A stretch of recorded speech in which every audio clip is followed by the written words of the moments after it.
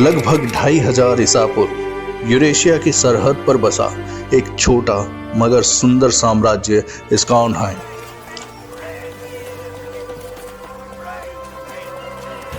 जिसके युवराज का नाम था मार्कस। एक योद्धा, कलाकार और इंसानियत का पुरजोर हिमायती मार्कस शत्रु सैनिकों को भी जीवन दान देने से पीछे नहीं रहता था, और उसकी यही अमन पसंद फितरत उसके पिता राजा हेक्टर को नागवार थी। हेक्टर को डर सताता रहता था कि एक दिन मार्कस की यही फितरत उनका साम्राज्य खत्म कर देगी। इसलिए उन्होंने एक फैसला लेने का निर्णय लिया। अपने सलाहकारों से चर्चा कर वे मार्कस को एक ऐसे युद्ध में भेजते हैं जहां से उसका लौटना नामुमकिन था। युद्ध के दिन महल के भीतर अजीब सी चुप्पी थी। मार्कस ने पिता से आशीर्वाद मांगा। पिताजी,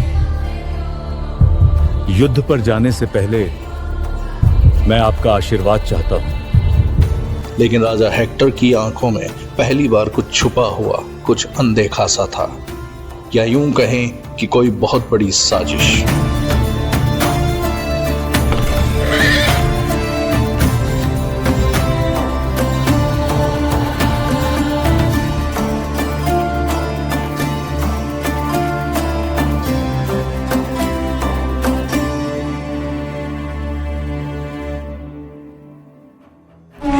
मार्कस युद्ध के लिए निकल गया और अगले 8 महीनों तक उसकी कोई खबर नहीं आती।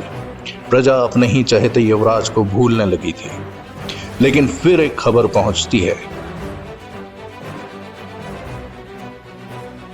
हट जाओ। कि मार्कस जिंदा है, लेकिन बहुत बुरी हालत में है। राजा हेक्टर ने कहा, ठीक है, उसे ले आओ, इलाज का ढोंग भी कर लेंगे, पर हाँ, उसका मरना तय है।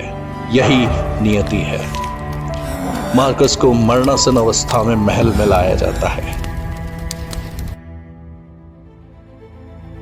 और जब मार्कस की आंखें खुलती है तो वह खुद को एक विशाल दरवाजे के सामने खड़ा पाता है, जहां हजारों और लोग पंक्तिबद्ध खड़े थे। तभी वो देखता है कि वहां एक द्वारपाल सभी को जांच परख कर प्रवेश दे रहा था, और जो भाग रहा था वो उसे पकड़ कर अंदर धकेल रहा था।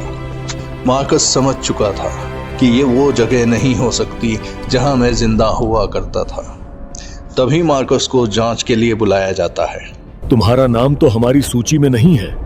यही तो मुझे खटक रहा था कि भला मैं नरक के इस द्वार पर क्यों खड़ा हूं। शायद मेरा नाम उस अद्वितीय रोशन दरवाजे की सूची में हो।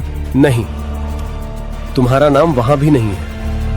इससे पहले कि मार्कस इस जवाब से स्तब्ध होता, एक आकाशवाणी उसके कानों में गूंजती है।